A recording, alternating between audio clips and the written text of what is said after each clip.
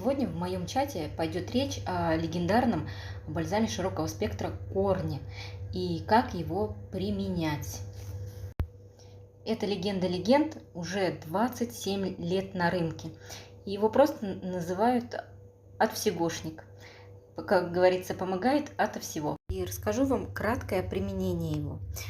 При болях в мышцах, суставах и позвоночнике. При повышенной температуре во время гриппа и простуды растирать все тело бальзамом корень. При варикозном расширении вен и отеках ног наносить бальзам поглаживающими движениями снизу вверх. При судорогах в мышцах, при кашле натирать грудь и спину. При головной боли втирать бальзам в виски и область за ушами, где бугорки. При ангине можно разводить с водой и полоскать горло.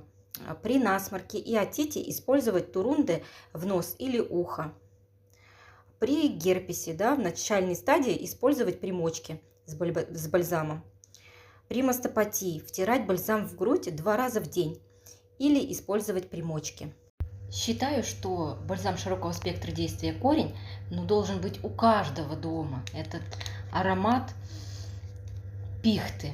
Знаете, такое ощущение, что вы находитесь где-то в лесу. Вот так вот он выглядит, не знаю, видно вам?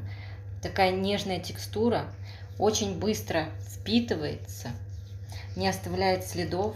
В общем, рекомендую. Купить может данный бальзам любой. Ссылочка на официальный сайт компании «Сибирское здоровье» будет в описании. Так что проходите и покупайте. Всем хороших покупочек!